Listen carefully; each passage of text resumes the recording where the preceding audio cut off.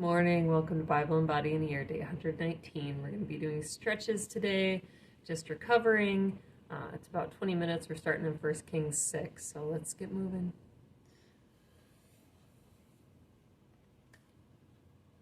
First Kings 6. And it came to pass in the 480th year, after the children of Israel were come out of the land of Egypt, in the 4th year of Solomon's reign over Israel, in the month Ziph, which is the 2nd month, that he began to build the house of the Lord. And the house which King Solomon built for the Lord, the length thereof was 60 cubits, and the breadth thereof 20 cubits, and the height thereof 30 cubits. And the porch before the temple of the house 20 cubits was the length thereof, according to the breadth of the house, and 10 cubits was the breadth thereof before the house. And for the house he made windows of narrow lights. And against the wall of the house he built chambers round about, against the walls of the house round about, both of the temple and of the oracle, and he made chambers round about. The nethermost chamber was 5 cubits broad, and the middle was 6 cubits broad, and the third was 7 cubits broad. For without, in the wall of the house, he made narrowed rests round about, that the beams should not be fastened in the walls of the house. And the house, when it was in building, was built of stone made ready before it was brought thither, so that there was neither hammer nor axe nor any tool of iron heard in the house, while it was in building. The door for the middle chamber was in the right side of the house, and they went up with winding stairs into the middle chamber, and out of the middle into the third. So he built the house, and finished it, and covered the house with beams and boards of cedar. And then he built chambers against all the house, 5 cubits high, and they rested on the house with timber of cedar. And the word of the Lord came to Solomon, saying, Concerning this house, which thou art in building, if thou wilt walk in my statutes, and execute my judgments, and keep all my commandments to walk in them, then will I perform my word with thee, which I spake unto David thy father, and I will dwell among the children of Israel, and will not forsake my people Israel. So Solomon built the house, and finished it. And he built the walls of the house within with boards of cedar, both the floor of the house and the walls of the ceiling. And he covered them on the inside with wood, and covered the floor of the house with planks of fir. And he built 20 cubits on the sides of the house, both the floor and the walls with boards of cedar, even built them for it within, even for the oracle, even for the most holy place. And the house, that is, the temple before it, was 40 cubits long. And the cedar of the house within was carved with knobs and open flowers. All was cedar. There was no stone seam. And the oracle he prepared in the house within, to set there the ark of the covenant of the Lord. And the oracle in the forepart was 20 cubits in length, and 20 cubits in breadth, and 20 cubits in the height thereof. And he overlaid it with pure gold, and so covered the altar which was of cedar. So Solomon overlaid the house within with pure gold, and he made a partition by the chains of gold before the oracle, and he overlaid it with gold. And the whole house he overlaid with gold until he had finished all the house. Also the whole altar that was by the oracle he overlaid with gold. And within the oracle he made 2 cherubims of olive tree, each 10 cubits high, and 5 cubits was the one wing of the cherub, and 5 cubits the other wing of the cherub.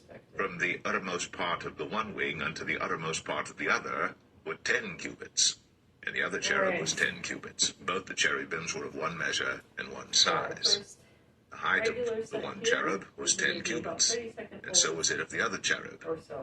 And he set the cherubims within the inner house, and they stretched forth the wings of the cherubims, so that the wing of the one touched the one wall, and the wing of the other cherub touched the other wall, and their wings touched one another in the midst of the house. And he overlaid the cherubims with gold, and he carved all the walls of the house round about with carved figures of cherubims, and palm trees, and open flowers, within and without. And the floor of the house he overlaid with gold, within and without. And for the entering of the oracle he made doors of olive tree. The lintel and side posts were a 5th part of the wall. The 2 doors also were of olive tree, and And he carved upon them carvings of cherubims and palm trees and open flowers, and overlaid them with gold, and spread gold upon the cherubims and upon the palm trees. So also made he for the door of the temple posts of olive tree, a fourth part of the wall, and the two doors were of fir tree. The two leaves of the one door were folding, and the two leaves of the other door were folding. And he carved thereon cherubims and palm trees and open flowers, and covered them with gold fitted upon the carved work. And he built the inner court with 3 rows of hewed stone, and a row of cedar beams. In the 4th year was the foundation of the house of the Lord laid, in the month Ziph. And in the 11th year, in the month Bul, which is the 8th month, was the house finished throughout all the parts thereof. And according to all the fashion of it, so was he 7 years in building it. Okay. So again for that stipend. 1 Kings 7. But Solomon was building his own house 13 years, and he finished all his house. He built also the house of the forest of Lebanon. The length thereof was 100 cubits, and the breadth thereof 50 cubits, and the height thereof 30 cubits, upon 4 rows of cedar pillars, with cedar beams upon the pillars. And it was covered with cedar above, upon the beams, that lay on 45 pillars, 15 in a row. And there were windows in 3 rows, and light was against light in 3 ranks. And all the doors and posts were square, with the windows, and light was against light in 3 ranks. And he made a porch of pillars. The length thereof was 50 cubits, and the breadth thereof 30 cubits. And the porch was before them, and the other pillars and the thick beam were before them. Then he made a porch for the throne where he might judge, even the porch of judgment. And it was covered with cedar from one side of the floor to the other. And his house where he dwelt had another court within the porch, which was of the like work. Solomon made also an house for Pharaoh's daughter, whom he had taken to wife, like unto this porch. All these were of costly stones, according to the measures of hewed stones, sawed with saws, within and without, even from the foundation unto the coping, and so on the outside toward the great court. And the foundation was of costly stones, even great stones, stones of 10 cubits, and stones of 8 cubits. And above were costly stones after the measures of hewed stones and cedars. And the great court round about was with 3 rows of hewed stones, and a row of cedar beams, both for the inner court of the house of the Lord, and for the porch of the house. And King Solomon sent and fetched Hiram out of Tyre. He was a widow's son of the tribe of Naphtali, and his father was a man of Tyre, a worker in brass, and he was filled with wisdom and understanding and cunning, to work all works in brass. And he came to King Solomon, and wrought all his work. For he cast 2 pillars of brass of 18 cubits high apiece, in a line of 12 cubits did compass either of them about. And he made 2 chapiters of molten brass, to set upon the tops of the pillars. The height of the one chapiter was 5 cubits, and the height of the other chapiter was 5 cubits. And nets of checker work, and wreaths of chain work, for the chapiters which were upon the top of the pillars, 7 for the one chapiter, and 7 for the other chapiter. And he made the pillars, and 2 rows round about upon the one network, to cover the chapiters that were upon the top, with pomegranates. And so did he for the other chapiter. And the chapiters that were upon the top of the pillars were of lily work in the porch, 4 cubits. And the chapiters upon the 2 pillars had pomegranates also above, over against the belly which was by the network. And the pomegranates were 200 in rows round about upon the other chapiter. And he set up the pillars in the porch of the temple. And he set up the right pillar, and called the name thereof Jachin. And he set up the left pillar, and called the name thereof Boaz. And upon the top of the pillars was lily work. So was the work of the pillars finished. And he made a molten sea, 10 cubits from the one brim to the other. It was round all about, and his height was 5 cubits. And a line of 30 cubits did compass it round about.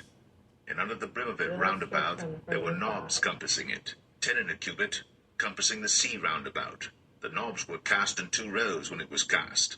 It stood upon 12 oxen, 3 looking toward the north, and 3 looking toward the west, and 3 looking toward the south, and 3 looking toward the east. And the sea was set above upon them, and all their hinder parts were inward. And it was an handbreadth thick, and the brim thereof was wrought like the brim of a cup, with flowers of lilies. It contained 2,000 baths. And he made 10 bases of brass. 4 cubits was the length of one base, and 4 cubits the breadth thereof, and 3 cubits the height of it. And the work of the bases was on this manner. They had borders, and the borders were between the ledges. And on the borders that were between the ledges were lions, oxen, and cherubims. And upon the ledges there was a base above, and beneath the lions and oxen were certain additions made of thin work. And every base had 4 brazen wheels, and plates of brass, and the 4 corners thereof had undersetters. Under the laver were undersetters molten, at the side of every addition. And the mouth of it within the chapiter, and above was a cubit, but the mouth thereof was round after the work of the base, a cubit and an half. And also upon the mouth of it were gravings with their borders, 4 square, not round. And under the borders were 4 wheels, and the axle trees of the wheels were joined to the base. And the height of a wheel was a cubit and a half a cubit. And the work of the wheels was like the work of a chariot wheel. Their axle trees and their naves and their felloes and their spokes were all molten. And there were 4 undersetters to the 4 corners of one base, and the undersetters were of the very base itself. And in the top of the base was there a round compass of half a cubit high, and on the top of the base the ledges thereof, and the borders thereof were of the same. For on the plates of the ledges thereof, and on the borders thereof, he graved cherubims, lions, and palm trees, according to the proportion of every one, and additions round about. After this manner he made the 10 bases. All of them had 1 casting, 1 measure, and 1 size. Then made he 10 lavers of brass. 1 laver contained 40 baths, and every laver was 4 cubits. And upon every one of the 10 bases 1 laver. And he put 5 bases on the right side of the house, and 5 on the left side of the house. And he set the sea on the right side of the house eastward, over against the south. And Hiram made the lavers, and the shovels, and the basins. So Hiram made an end of doing all the work that he made, King Solomon, for the house of the Lord. The 2 pillars and the 2 bowls of the chapiters that were on the top of the 2 pillars, and the 2 networks to cover the 2 bowls of the chapiters, which were upon the top of the pillars, and 400 pomegranates for the 2 networks, even 2 rows of pomegranates for 1 network, to cover the 2 bowls of the chapiters that were upon the pillars, and the 10 bases, and 10 lavers on the bases, and 1 sea, and 12 oxen under the sea, and the pots, and the shovels, and the basins, and all these vessels which Hiram made to King Solomon for the house of the Lord, were of bright brass. In the plain of Jordan did the king cast them, in the clay ground between Succoth and Zarthan. And Solomon left all the vessels unweighed, because they were exceeding many. Neither was the weight of the brass found out. And Solomon made all the vessels that pertained unto the house of the Lord, the altar of gold, and the table of gold whereupon the showbread was, and the candlesticks of pure gold, 5 on the right side and 5 on the left, before the oracle, with the flowers and the lamps and the tongs of gold, and the bowls and the snuffers and the basins and the spoons and the censers of pure gold, and the hinges of gold, both for the doors of the inner house, the most holy place, and for the doors of the house, to wit, of the temple. So was ended all the work that King Solomon made for the house of the Lord. And Solomon brought in the things which David his father had dedicated, even the silver, and the gold, and the vessels, did he put among the treasures of the house of the Lord.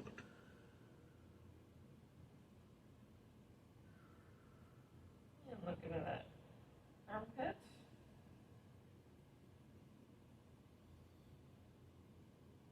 Looking down.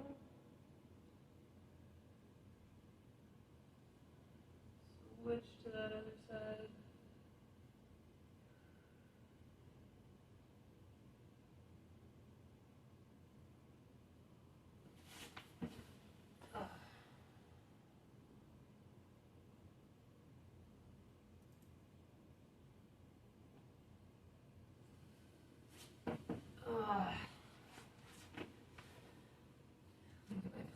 queued up here.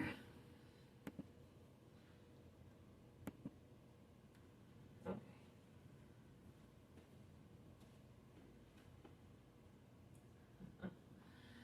Well, let's just keep stretching. So you get back in your butterfly position. You're going to bend forward.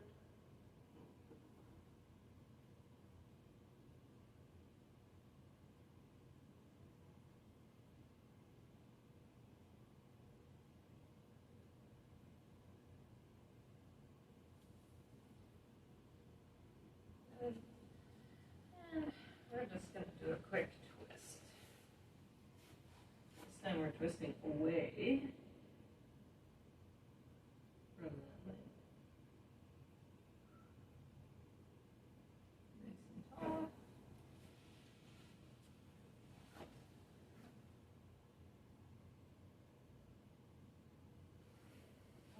Okay. Very good. We're going to try one more time on our audio. But you've done a great job.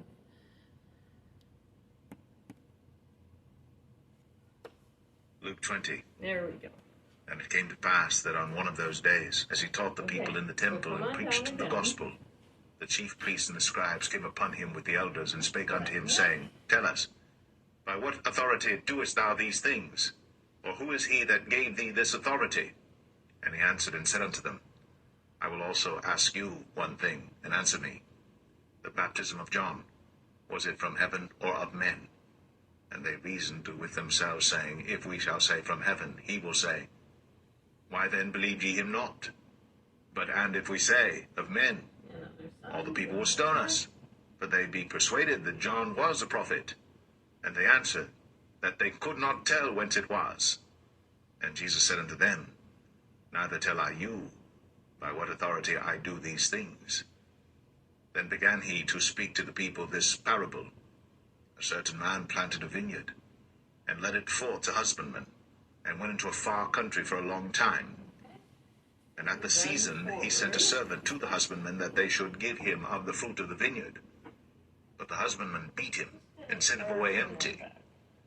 And again he sent another servant, and they beat him also, and entreated him shamefully, and sent him away empty. And again he sent a third, and they wounded him also, and cast him out. Then said the Lord of the vineyard, What shall I do? I will send my beloved son. It may be they will reverence him when they see him. But when the husbandmen saw him, they reasoned among themselves, saying, This is the heir, come, let us kill him, that the inheritance may be ours. So they cast him out of the vineyard, and killed him. What therefore shall the Lord of the vineyard do unto them? He shall come and destroy these husbandmen, and shall give the vineyard to others. And when they heard it, they said, God forbid. And he beheld them, and said, What is this then that is written? The stone, which the builders rejected, the same is become the head of the corner. Whosoever shall fall upon that stone shall be broken, but on whomsoever it shall fall, it will grind him to powder. And the chief priests and the scribes the same hour sought to lay hands on him, and they feared the people, for they perceived that he had spoken this parable against them. And they watched him, and sent forth spies, which should feign themselves just men, that they might take hold of his words, so that they might deliver him unto the power and authority of the governor. And they asked him, saying, Master, we know that thou sayest and teachest rightly, neither acceptest thou the person of any, but teachest the way of God truly. Is it lawful for us to give tribute unto Caesar, or no? But he perceived their craftiness, and said unto them, Why tempt ye me? Show me a penny. Whose image and superscription hath it? They answered and said, Caesar's.